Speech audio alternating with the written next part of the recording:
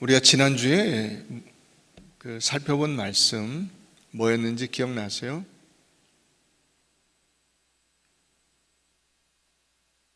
내가 땅에서 들리면 이 들린다, 땅에서 들린다는 것이 예수님의 죽으심을 의미하고, 그게 33절에 나오죠. 이렇게 말씀하시면 자기가 어떠한 죽음으로 죽을 것을 보이심이라, 이렇게 말하고 있습니다. 그리고 다른 하나는 예수님이 부활하셔서 승천하시고 영광 가운데 거하시다가 우리를 다시 데리러 오실 것이다 하는 이런 그 들림이 어떤 의미인가 하는 것을 살펴보았고, 그러므로 우리도 그 예수님의 들리심과 같이 우리도 들림받는 존재로서의 인생을 살아야 되겠다 하는 말씀을 살펴봤습니다. 근데 예수님 앞에 있는 이 무리들이 그러면 이 말이 무슨 말인가를 몰랐냐? 그 단어의 의미는 알았어요, 이 사람들이. 이게 무슨 말인지 완전히 모른 게 아니라 그 문자적인 해석은 할 수 있었다고요. 그래서 34절에 보면 이에 무리가 대답하되 우리는 율법에서 그리스도가 영원히 계신다 함을 들었거늘, 이 그리스도는 메시아거든요. 메시아는 와서 우리를 주관하고 통치하시는 분이다. 그래서 그 메시아가 로마의 권력을 물리치고 이스라엘 백성들로 구성된, 다시 말하면 자기들이 생각하는 그 선택된 자들, 선민이라고 하는 거죠. 선민들을 다스리는 존재로만 알고 있는 거예요. 범위가 거기로 한정돼 있어요. 그래서 그렇게 알고 있는데 너는 어찌하여 인자가 들려야 하리라 하느냐, 이렇게 말하죠. 십자가에 달려 죽고 또 하늘로 승천하고 이런 얘기는 도대체 우리는 한 번도 못 들어봤다, 이렇게 지금 반문을 하고 있는 겁니다. 그래서 네가 말하는 그 인자는 도대체 어떤 인자냐? 우리가 알고 있는 메시아는 그런 메시아는 아닌데 네가 말하는 메시아는 어떤 메시아냐? 이렇게 반문을 하고 있습니다. 그런데 예수님은 거기에 대해서 대꾸하지 않으시고 바로 무슨 말씀을 하시냐면 빛으로 자기를 표현하시면서 이렇게 말씀하시죠.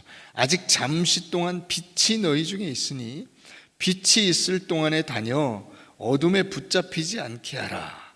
36절에 너희에게 아직 빛이 있을 동안에 빛을 믿으라. 그리하면 빛의 아들이 될 것이다, 이렇게 말씀하세요. 여러분, 인간 혹은 우주 존재에 필수적인 요소가 세 가지가 있어요. 하나는 공기와 하나는 물과 그 다음에 빛이에요. 근데 이 세 개 중에서도 더 중요한 것을 고르라 그러면 빛이에요, 빛. 그래서 창조하실 때에도 빛이 있으라가 나오는 거예요. 빛이 먼저 있고 그 다음에 나머지가 가능한 거예요. 빛이 있어야만 이 공기의 이동, 그 천체의 변화가 가능해요. 그러니까 눈이 오고 비가 오고 하는 이런 모든 것은 어디서부터 비롯되냐면 빛으로부터 비롯되는 거예요.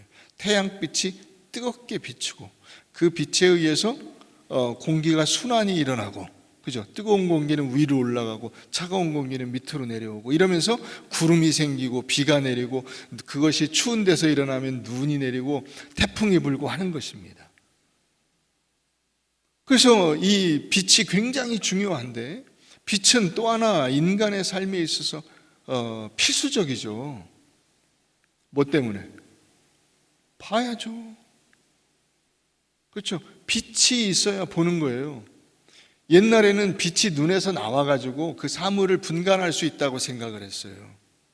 그런데 한 1000년 전쯤에 어느 이제 그 과학을 연구하는 사람이 어떤 그 원리를 발견해냈냐면, 우리가 사물을 볼 수 있는 것은 사물에 반사된 빛 때문이다, 이렇게 그 빛의 원리를 명확히 깨달았어요. 그래서 이 빛이 사물에 반사돼서 나오는 그것을 눈으로 인식을 할 수 있게 되는 것입니다. 빛이 얼마나 중요합니까? 그런데 예수님은 오늘 뭐라고 말씀하시냐면 너희에게 아직 빛이 있을 동안에 빛을 믿으라 이렇게 말씀하시는 거예요. 그러니까 여러분, 빛은 보는 것인데 믿는 건 아니잖아요. 그죠? 빛은 믿는 대상으로서의 어떤 그 존재가 아니고 보는 거예요. 그런데 예수님이 믿으라고 말씀하시는 것을 보면 이 빛은 우리가 알고 있는 그 빛은 아닌 거예요.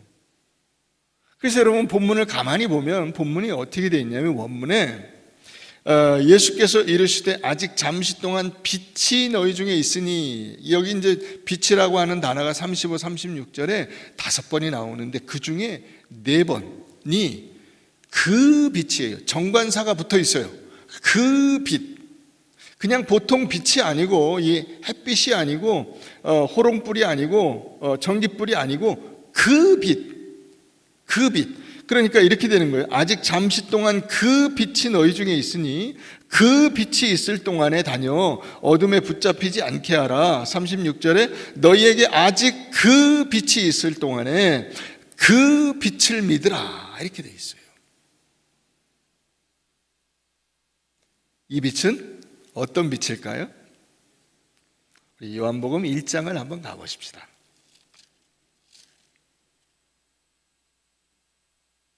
요한복음 1장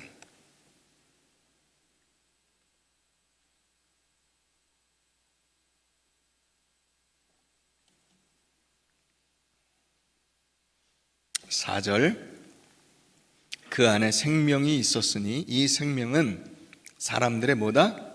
빛이다. 생명이 곧 빛이에요. 빛이 어둠에 빛이 돼 어둠이 깨닫지 못하더라.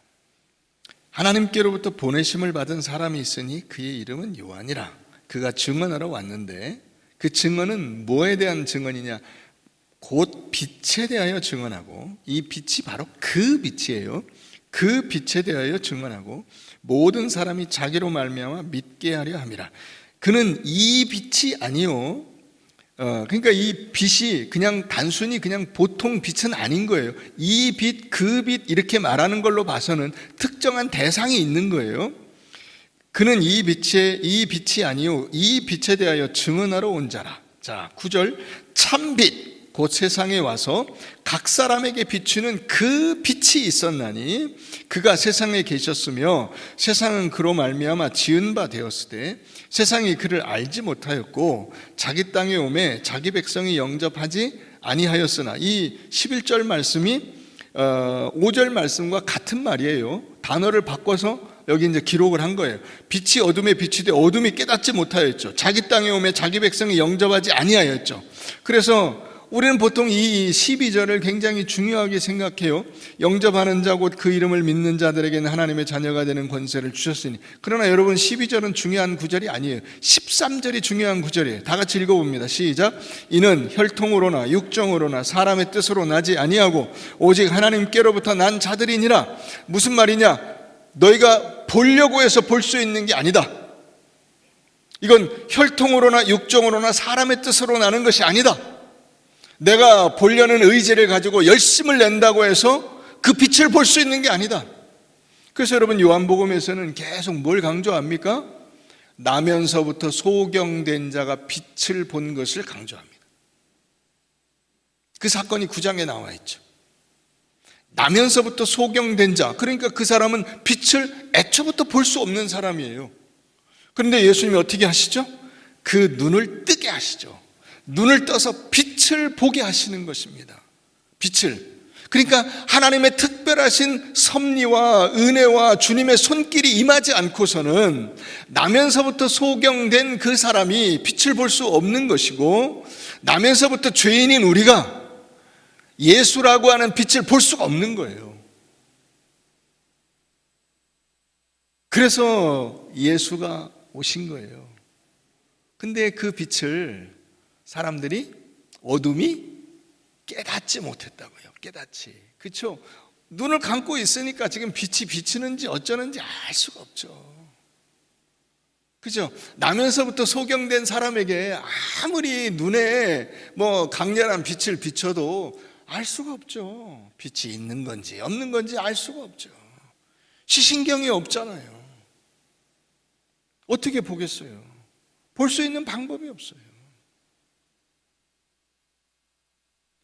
그래서 예수 그리스도가 오신 거예요. 14절 말씀이 육신이 되어 우리 가운데 거하심에 우리가 그의 영광을 보니, 이 말은 바꿔야 돼요. 우리로 하여금 그의 영광을 보게 하시니 아버지의 독생자의 영광이요 은혜와 진리가 충만하더라. 이 하나님의 은혜가 아니고서는 우리가 예수 그리스도라고 하는 이 참빛을 볼 수 있는 방법이 없어요. 열심으로 되는 게 아니에요. 이는 힘으로 되지 아니하고 능으로 되지 아니하고 하나님의 능력과 은혜로만 되는 거예요. 그것을 예수님께서 말씀하고 계시는 것입니다. 그런데 대부분의 사람들은 다 어둠 속에 있죠. 어둠 속에 있는 자가 어떤 인생을 사느냐를 우리가 성경에 수도 없이 많이 볼 수 있지만 대표적인 예를 한 군데 좀 봅시다. 사무엘상 28장. 사무엘상 28장 한번 보시죠.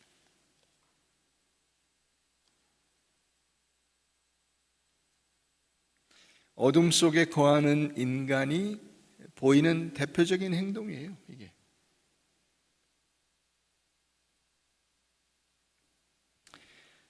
자, 5절.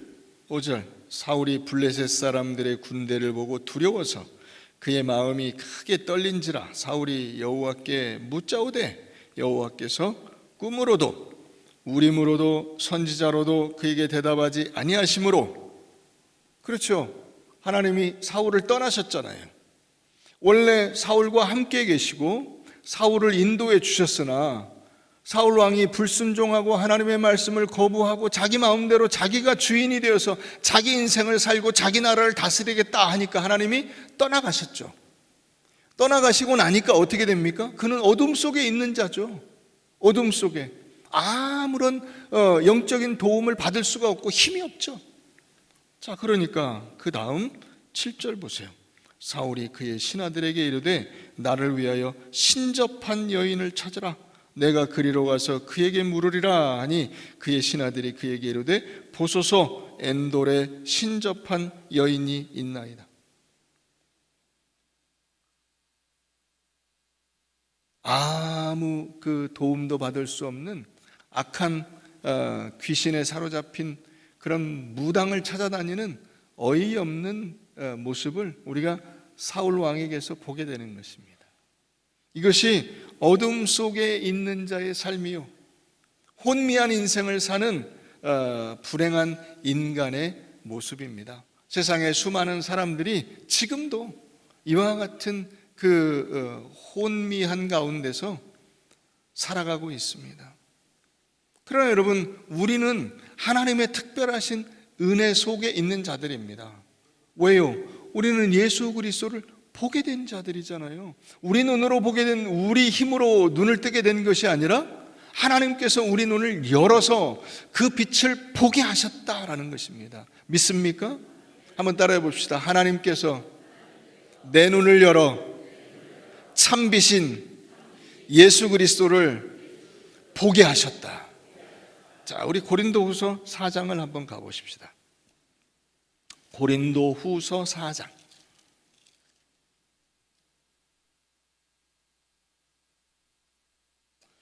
고린도후서 4장.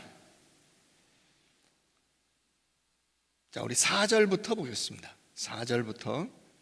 그 중에 이 세상의 신이 믿지 아니하는 자들의 마음을 혼미하게 하여, 혼미하게 한다는 것은 어둡게 했다는 거예요.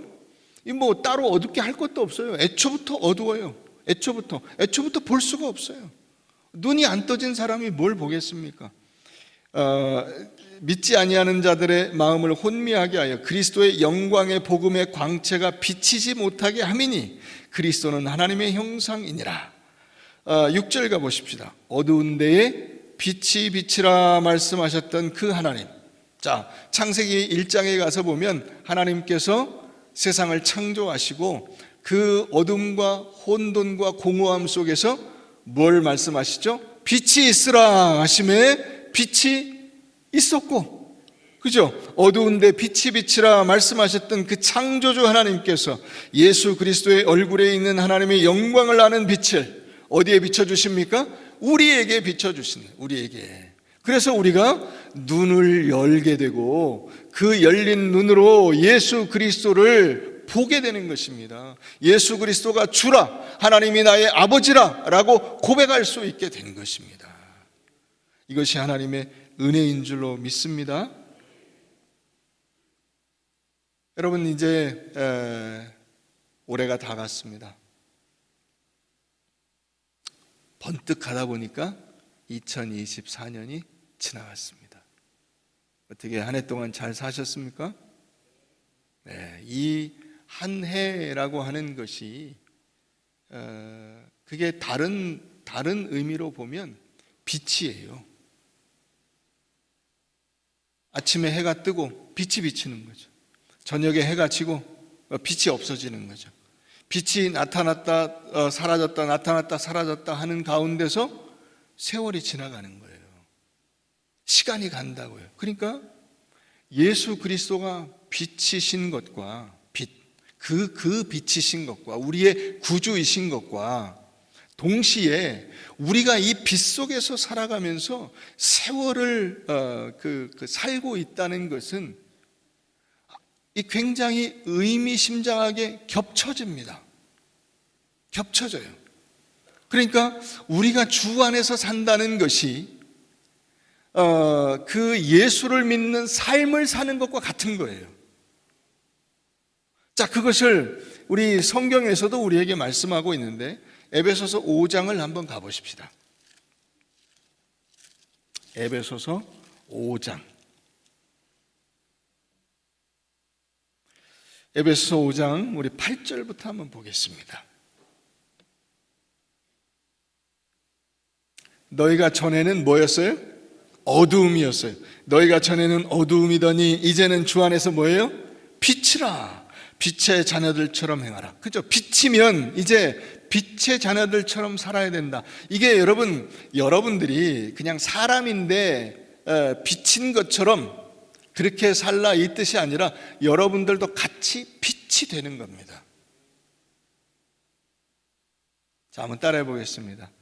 내가 예수를 믿어 예수 그리스도의 빛 가운데로 들어가는 것이다. 그래서 같이 빛이 되는 거예요. 같이.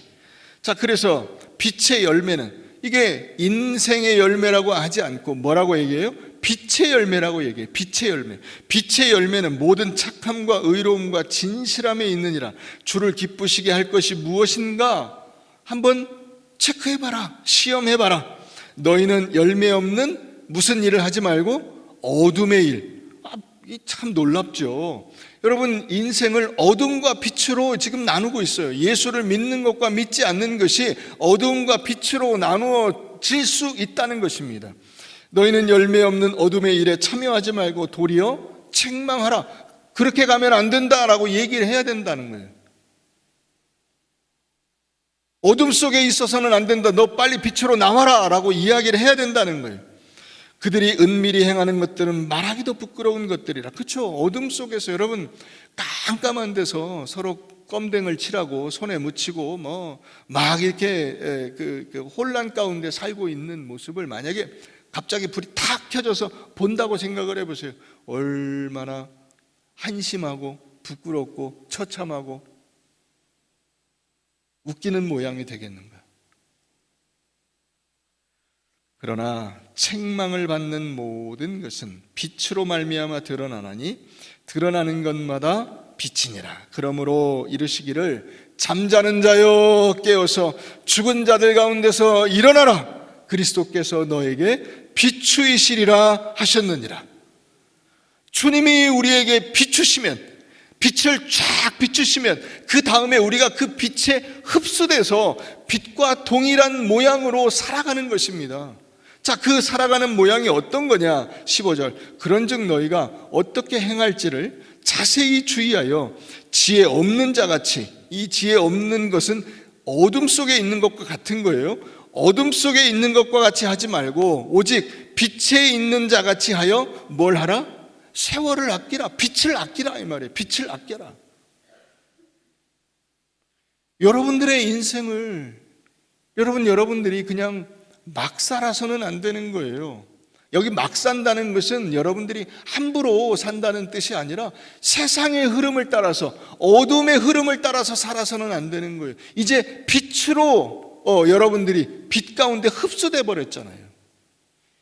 아까 본문에 나온 대로 너희가 빛 가운데로 다녀라는 말이 있잖아요. 빛 가운데로 다녀. 이 다니다는 말이 걷다는 말이에요. 빛 가운데로 걸어 다니다. 그죠? 빛 안에 걸어 다니다. 무슨 말인지 이해가 되시죠? 그러니까 지혜 있는 자같이 하여 빛으로 들어가서 빛을 아끼고 그 빛의 삶이 무엇인가를 사람들에게 어두움에 비춰야 되는 거죠. 아예 16절은 뭐라고 말하고 있냐면 때가 악하니라로 말하고 있어요. 이 말을 다른 말로 바꾸면 이 시대가 어두움이니라 이 말이에요. 어둠을 살고 있는 우리들에게 하나님께서 빛을 비춰주심으로 우리의 존재가 빛이라는 것을 분명히 알려주셨기 때문에 가서 어둠에 휩쓸려 다니지 말고 빛으로서의 너의 존재를 드러내야 한다는 것입니다. 그건 내가 결단을 해서 내 힘으로 사는 게 아니에요. 내 힘으로 빛이 되는 것이 아니고 예수라고 하는 빛에 흡수된 자의 당연한 모습인 거예요. 여러분, 우리가 이렇게 모닥불 같은 걸 피우다가 이 불이 약해지면 어떻게 하냐면 더 센 불에 집어넣으면 그 약해지던 불이 확 달아오르죠. 그것과 똑같아요. 여러분들 혼자의 힘으로는 여러분들이 아무리 예수를 믿었어도 그 예수 믿는다고 하는 한 사람의 결단과 노력과 열심으로는 세상의 어두움을 감당할 수가 없어요. 그래서 하나님께서 항시 우리에게 요청하는 것이 무엇이냐면 내 안에 거하라예요. 내 안에 강렬한 빛 가운데 들어가야 여러분들의 빛이 강렬하게 어디든지 비칠 수 있는 것이지, 내 스스로가 만들어낼 수 있는 빛으로는 아무것도 할 수가 없어요. 자, 그 다음 봅시다. 그러므로 어리석은 자가 되지 말고, 여기 어리석은 자는 역시 어둠의 사람이죠. 어둠의 사람이 되지 말고 오직 주의 뜻이 빛이 무엇인가 이해하라. 술 취하지 말라. 이는 방탕한 것이니 오직 성령으로 충만함을 받으라. 여기 술과 성령이 비교되어 있죠. 그죠? 이 술과 성령은 주권자, 통치자가 누구냐 하는 것입니다. 여러분, 술을 많이 먹으면 뭐가 여러분들을 움직입니까? 알코올이 여러분들을 움직입니다. 자기 통제력을 잃어버려요. 자기 통제력을. 자기 힘으로 자기 몸도 움직일 수가 없어요. 술의 지배를 받을 때. 그래서 술 취하지 말라가 있는 거예요. 그래서 대신 뭐에 의해서 통제를 받으라고요? 하나님에 의해서 통제를 받으라고요. 그게 성령으로 충만함을 받으라예요. 그러니까 여기 술 취하지 말라는 단순히 알코올을 먹지 말라 정도가 아니라 내 인생을 헛된 세상의 흐름에 맡겨서 세상이 너를 움직이도록 해서는 안 된다라는 것입니다. 내 힘으로 세상을 살아가는 것처럼 착각해서는 안 된다라는 것입니다. 하나님이 내 인생을 주관하시고 그분이 나의 통치자가 되셔서 내 인생의 주권자로서 움직이실 때 내가 그분에게 속한 자로 살아가는 것이 그리스도인의 인생이 되는 것입니다.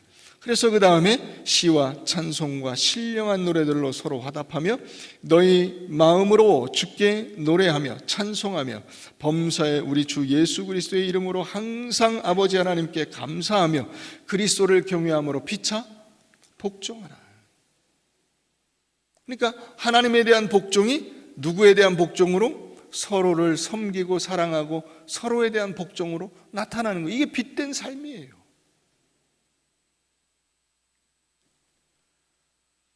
여러분들이 20살, 30살, 40살, 50살, 60살, 70살, 80살 몇 살이십니까? 벌써 한 해가 지나가고 있어서 내가 벌써 몇 살이야. 그런 숫자들은 아마 여러분들의 인생에 굉장히 생소한 숫자일 것입니다. 그러나 여러분, 그것이 우리 인생의 자랑일 수는 없습니다. 내가 몇 살 먹었다는 것이 인생의 자랑일 수는 없습니다. 어느 왕이 백성들의 삶을 돌보기 위해서 그 궁궐 밖을 나갔습니다. 나가서 한 노인을 만났어요. 지나가는 노인을 보고 당신은 몇 살인가 하고 물었습니다. 그랬더니 이게 머리가 허연 노인네가 왕이니까 폐하 아래옵기 황송하오나 제가 올해 4살 먹었습니다 이런 거예요. 뭔 소리야? 내가 딱 봐도 한 80은 돼 보이는데? 그랬더니 폐하 제가 육신의 나이로는 80이오나 4년 전까지는 제가 되는 대로 세상을 살았습니다. 아무 생각 없이 시간만 허비하면서 정신없이 살았고 내가 왜 사는지 인간이란 어떤 존재인지를 몰랐습니다. 그런데 4년 전에야 정신이 들어서 이제부터 사람답게 살자고 결심하고 그때부터 남을 돕고 남을 이해하려고 애쓰고 삶을 아름답게 만들려고 노력했습니다. 그래서 이제 4살이 됐습니다. 이렇게 말한 거예요. 참 의미심장한 이야기가 아닐 수 없습니다. 여러분, 그런 점에서 여러분들은 몇 살이십니까?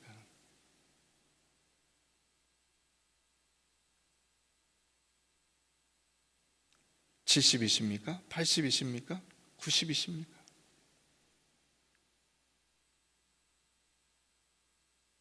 우리의 인생을 그저 한 해가 갔네 정도로 생각해서는 안 됩니다. 빛이라는 것이 무엇인가를 우리가 생각하고 우리 자신을 그 빛에 비추어 볼 수 있어야 됩니다. 예수라고 하는 빛에 우리 자신을 비추어서 나는 과연 그 빛의 열매를 맺으면서 예수라고 하는 빛에 부끄럽지 않은 인생을 살고 있는가를 돌아볼 수 있어야 됩니다.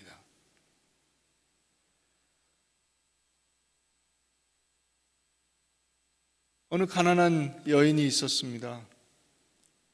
이 여인이 남편과 함께 일생일대 굉장히 중요한 파티에 나가게 됐습니다. 그래서 좋은 드레스를 샀어요.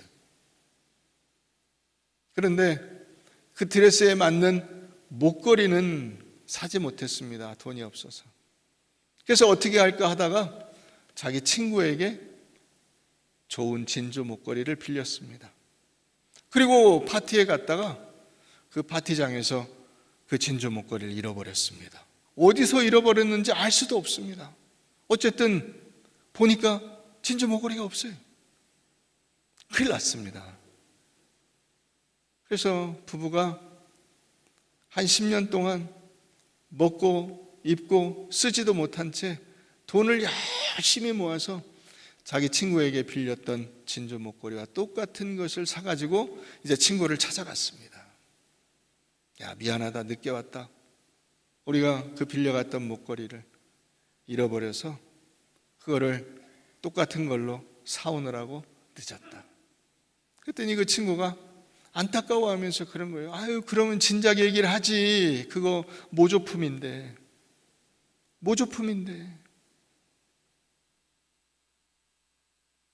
여러분, 우리가 세상을 사는 것이 좀 그렇다고 생각지 않으십니까? 진짜인 줄 알고 열심히 살고 있는데 보면 모조품입니다. 좋은 학교 들어가면 인생이 펴질 거야 라고 생각을 하지만 여러분, 좋은 학교 나와서 좋은 인생이 되는 거 아닙니다. 좋은 직장 다녀서 좋은 인생이 되는 거 아닙니다. 좋은 동네 살아서 좋은 인생이 되는 거 아닙니다. 좋은 집에 살고 좋은 차를 타고 다닌다고 좋은 인생이 되는 것이 아닙니다. 인간이 새로워져야 됩니다.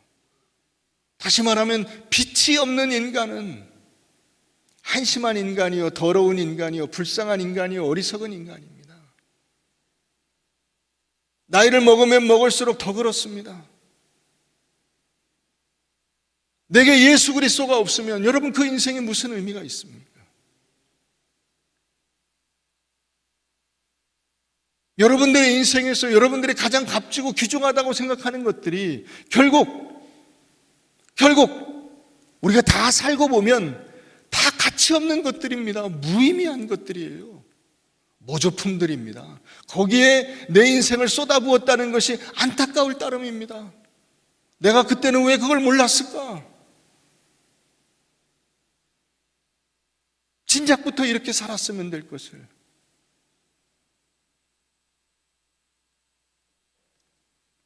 우리 마태복음 5장을 가보겠습니다.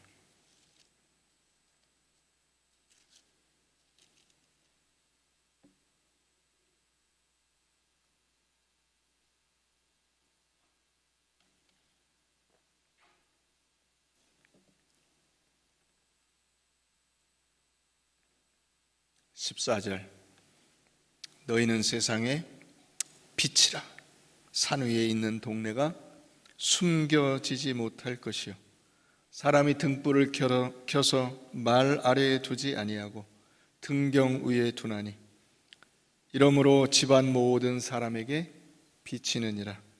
이같이 너희 빛이 사람 앞에 비치게 하여 그들로 너희 착한 행실을 보고 하늘에 계신 너희 아버지께 영광을 돌리게 하라. 그렇습니다. 여러분들은 빛입니다. 내가 스스로 발광을 하는 그 빛의 근원이 내 안에 없습니다. 여러분들은 진정한 빛, 참빛이라고 아까 요한복음 1장 9절에서 말하잖아요. 참빛, 그 참빛 안에 들어감으로써 빛이 되는 겁니다. 그 빛 속에 여러분들이 포함돼서 여러분들도 다 빛입니다. 빛입니다. 사람들이 다 압니다. 예수 믿는다 그러면 여러분들을 그냥 예수 믿는 수많은 사람 가운데 하나로 보지 않고 여러분들에게 예수라고 하는 그 모습과 삶을 요구합니다. 너 예수 믿는 사람이라며? 너 교회 다닌다며? 너 목사라며? 너 장로라며? 권사라며? 그렇게 살아서 돼? 사람들이 묻습니다, 우리에게. 산 위에 있는 동네가 숨겨지지 않습니다. 그렇죠. 언덕 위에 저 집이 있는데, 그 동네가 있는데 어떻게 숨깁니까, 그거를? 등불이 켜져 있는데 여러분 그걸 어떻게 숨깁니까? 여러분들이 가서 그 살아가는 여러분들의 직장과 가정과 이웃들과의 만남과 학교와 이런 여러분들이 가서 존재하는 그 모든 곳에 여러분들이 거기서 빛이라고요. 빛. 예수 그리스도를 나타내는 빛입니다. 그러니 어떻게 살아야 될까요? 내가 빛이라는 사실을 여러분 알아야 됩니다.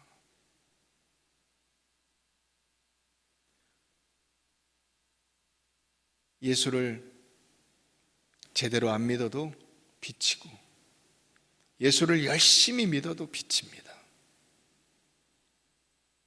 적당히 믿는다고 해서 적당한 빛이고 열심히 믿는다고 해서 강렬한 빛이고 그렇지 않습니다. 여러분 태양이 지구의 100만 배인가 그렇게 됩니다. 그러니까 조그만 점과 같습니다. 점. 태양에 비교하면 지구는 점만 해요. 점. 조그만 점. 근데 여러분 태양에서 지구가 얼마나 거리가 멀어요. 그런데 이 지구에서 약간 각도가 이렇게 맞냐 안 맞냐에 따라서 열대가 되고 북극이 됩니다. 태양빛이 얼마나 강렬한지 여러분 아시겠죠? 그죠? 여름하고 겨울하고 여러분 이 약간 각도가 달라진 거예요. 그렇게 먼데 점만한데 조그만한데 거기 햇빛 좀 쬐다고 얼굴 다 타고 김이 생기고 막 주름살 생기고 하는 거 아니에요? 그 태양빛이 얼마나 센 거예요? 하나님이라고 하는 그 빛이 그런 거예요. 그분이 여러분들의 인생 속에 있는 거예요. 그러니 여러분들의 어떤 힘과 노력과 열심으로 뭘 드러내려고 할 것이 아니라 하나님을 붙들고 그분께서 나와 동행하심을 알고만 있어도 여러분들의 인생에 놀라운 변화가 일어나게 될 줄로 믿으시길 바랍니다. 2024년이 지나갑니다. 이제부터 지나간 시간은 어쩔 수 없잖아요. 이제부터 주님만을 위해서 남은 인생을 빛으로 살아가는 여러분들 되시기를 주의 이름으로 축원합니다.